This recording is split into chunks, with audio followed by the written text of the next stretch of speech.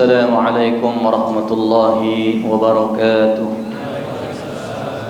بسم الله الرحمن الرحيم. الحمد لله الذي جعل شهر رمضان شهرا مباركا الذي أنزل فيه القرآن هدى للناس وبينات من الهدى والفرقان. اللهم صل وسلم وبارك على سيدنا وحبيبنا محمد وعلى آله وصحبه أجمعين. سبحانك لا علم لنا إلا ما علمتنا إنك أنت العليم الحكيم. حسبنا الله ونعم الوكيل، نعم المولى ونعم النصير. لا حول ولا قوة إلا بالله العلي العظيم.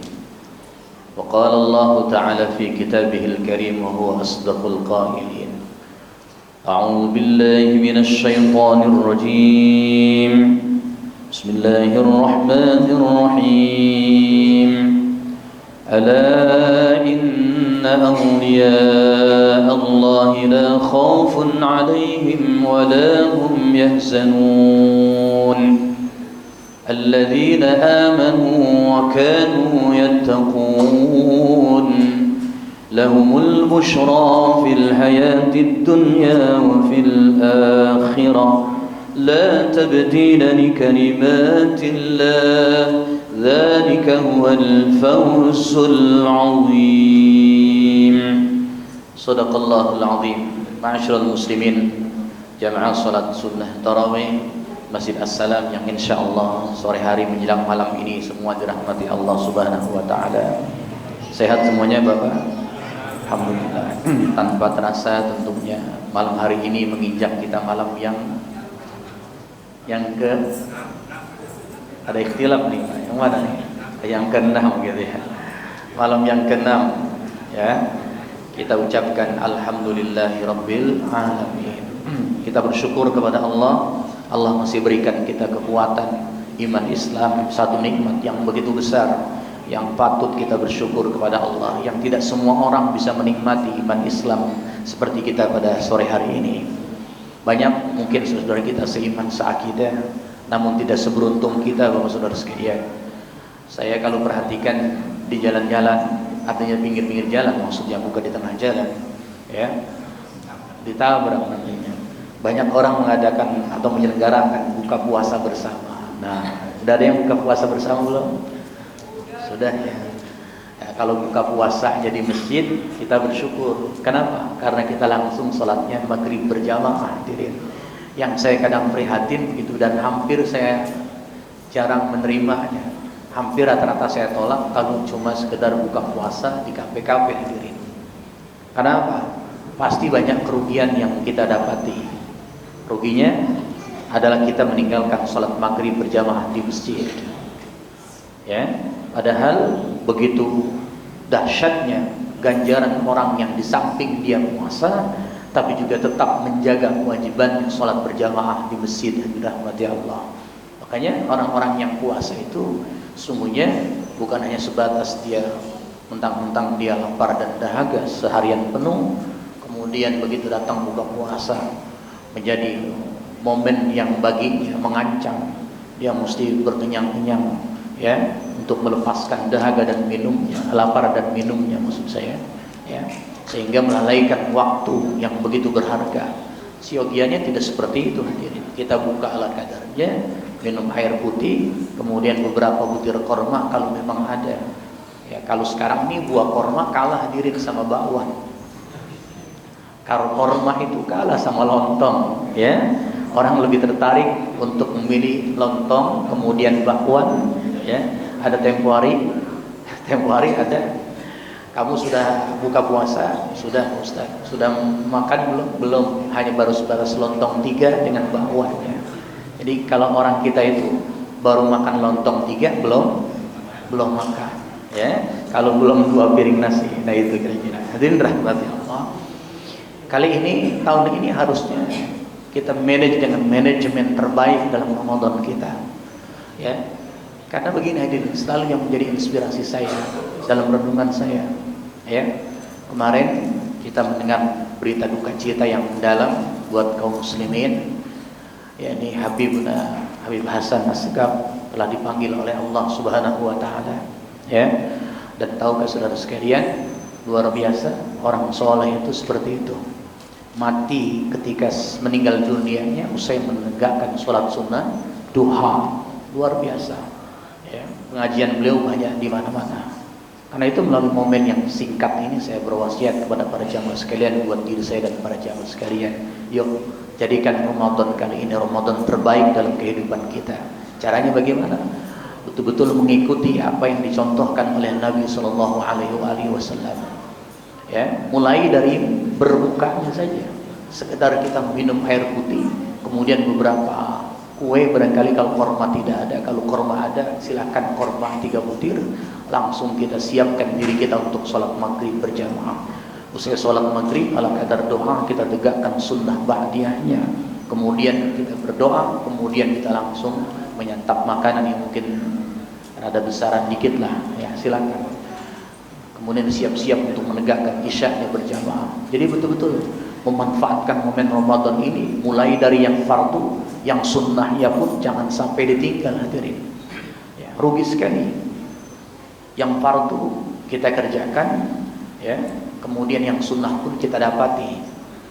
Ini sebetulnya kita sering mendengar nasihat juga dari para ulama, para kiai, bahwa Ramadan ini kan laksana sebuah madrasah, di mana madrasah atau sekolah ini ada kesempatan buat kita untuk mengejar prestasi terbaik sebagai seorang murid yang gurunya tidak lain adalah Allah Subhanahu wa taala. Ya, memang seorang murid yang sukses itu bukan pada saat di kelasnya. Jadi kalau ada seorang murid yang mendapatkan ranking kelas, mendapatkan nilai terbaik, sementara begitu dia pasca sekolahnya atau usai dari madrasahnya, universitasnya, dia tidak menjadi orang yang mengamalkan ilmu, bukan itu. Tapi yang diharapkan ketika sekolah dia mendapatkan gemblengan, ya, karena dia sadar diri bulan yang penuh ampunan rahmat dilipat gandakan amal. Dia tidak sia-siakan momentum itu hadirin. Dia tidak sia-siakan momentum di mana dilipat gandakan. Ada satu hadis Nabi hadirin, hadis qudsi dari Abu Hurairah radhiyallahu anhu, qala Nabi sallallahu alaihi wasallam. Simak baik-baik. Kata Nabi, Allah berfirman, "Idza taqarraba 'abdi, idza taqarraba ilayya 'abdi." Satu riwayat bi fariidatin min faraidillah. Wa fi riwayatin bin nawafil, bin nawafil.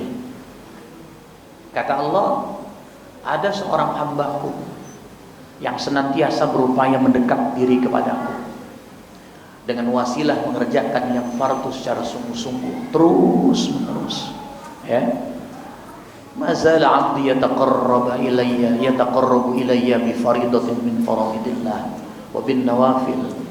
Ada seorang hambaku, kalimat mazala dalam bahasa Arab itu artinya penuh dengan eksistensi, artinya konsisten, istiqamah, bukan sekali, bukan semaunya dia, bukan suai-waya, tapi setiap saat, terus setiap datang yang fardu dia sungguh-sungguh, bahkan menjadi orang yang paling awal. Ketika seorang yang sudah demikian rupa menegakkan yang fardu, sama sekali menjadi pribadi yang betul-betul disiplin dia, hatta yang sunnah sekalipun, begitu usai fardu dia tegakkan qobliyah ba'diyahnya, dia tidak tinggal sedikit pun. Malamnya dia bangun lagi tahajud, bahkan dia tambahkan ragam macam sholat sunnah yang disyariatkan terus menerus. Ketika ada seorang hamba yang penuh dengan keistiqomahan semacam itu hadirin, apa janji Allah? Hatta uhibbahu, sampai aku jatuh cinta kepada hamba yang seperti itu. Kalau aku sudah jatuh cinta, fa idza ahbabtuhu, kalau aku sudah jatuh cinta kepada hamba yang model seperti itu, kuntu sam'ahu alladhi yasma'u bi, ketahuilah aku bersedia menjadi pendengarannya. Kuntu sam'ahu alladhi yasma'u bi, aku bersedia menjadi pendengaran yang dengan dia mendengar. Wa basarahu alladhi yubsiru bi, dan aku bersedia menjadi pandangannya, matanya yang dengannya dia melihat. Wa lisanahu alladhi yantiqu biha, dan aku bersedia menjadi lisannya yang dengannya dia berbicara, tangannya yang dengannya dia menggenggam, kakinya yang dipergunakan untuk berjalan, seluruh jawarinya Allah akan tampil pada dirinya hadirin.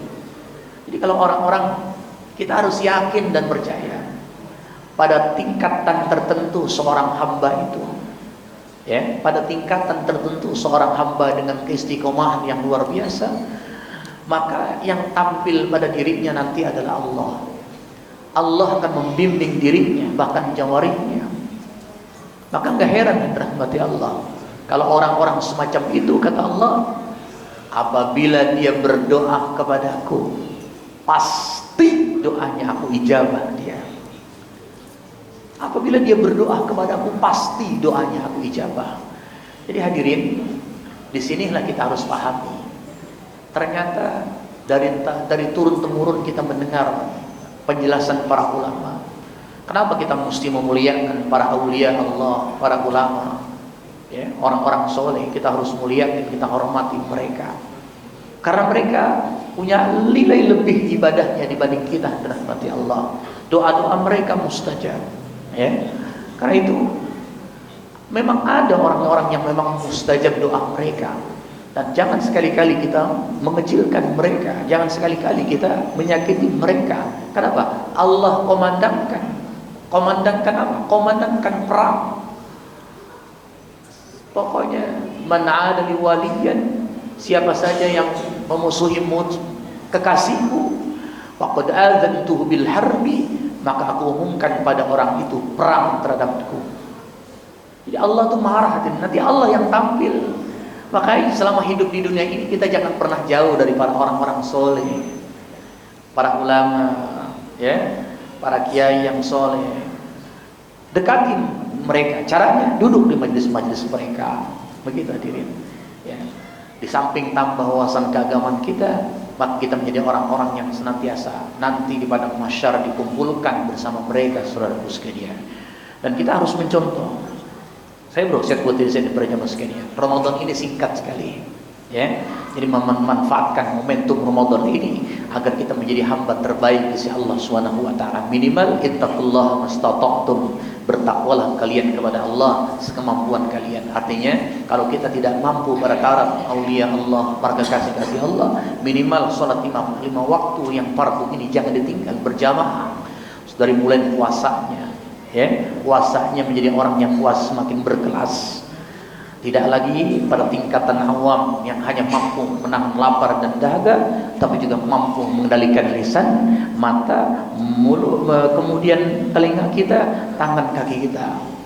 Allahu Akbar. Tadi ayat yang saya baca, ala inna awliya Allahi la khawfun alaihim wa la hum yahzanun. Ingatlah bahwa para kekasih-kasih Allah itu la khaufun alaihim, tidak ada kekhawatiran atas mereka, wala hum yahzanun, dan mereka sama sekali tidak bersedih hati.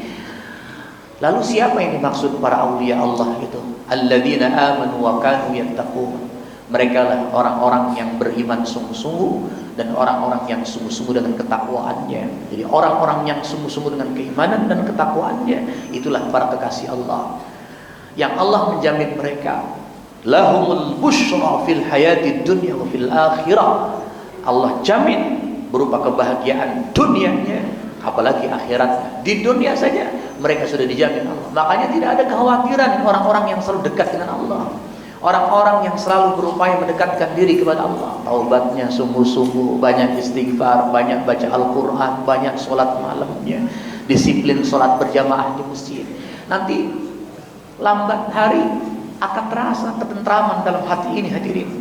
Sehingga beragam macam problematika yang melingkupi kehidupan kita ini sudah biasa kita menghadapinya, menjadi pribadi-pribadi yang tenang. Kenapa? Secara pasti, perlahan tapi pasti. Karena begini hadirin, ada orang yang berdoa pengen instan, ya, dia punya problem, dia ngadu ke Ustaz, Ustaz banyak banget problem, banyak banget masalah melanda saya, keluarga saya kasih resep amalannya. Ustaz kasih saran, para ulama kasih saran, banyak istighfar, banyak taubat kepada Allah. Dari istighfar itu perlahan tapi pasti, maka Allah akan turunkan yang namanya rezeki yang luas, rahmati Allah. Harus yakin kita. Jangan ada orang, Ustaz, saya udah istighfar, saya udah sholat malam, tapi kau belum juga diijabah. Ditanya lagi, kamu sholat malamnya sudah berapa kali? Ya baru semalam sih. Jadi baru semalam sholat, udah pengen diijabah doanya. Kamu sudah berapa banyak istighfar kamu? Ya baru 100 kali. Jadi baru sedikit kita udah pengen diijabah doa kita. Terus lanjutkan itu sampai pada titik di mana kita akan mengalami, ya Allah, terus kita akan mengalami ketentraman batin ini. Ketika sudah ada di persimpangan itulah nanti Allah akan ijabah doa-doa kita, dirahmati Allah. Ya. Yang terakhir pesan saya buat para jamaah as-shaimin was-shaimat, jangan lupa sisipkan doa buat negara kita. Sisipkan negara kita ini ya sedang mengalami krisis kepemimpinan. Kita butuh kepemimpinan yang soleh, yang siddiq, amanah, tabligh, faqih. Jangan pernah alfakan gitu. Ya, mudah-mudahan Allah berikan pemimpin buat negeri ini, pemimpin yang soleh. Mohon maaf atas segala kekurangan. Wallahul muwaffiq ila aqwamit thoriq. Assalamualaikum warahmatullahi wabarakatuh.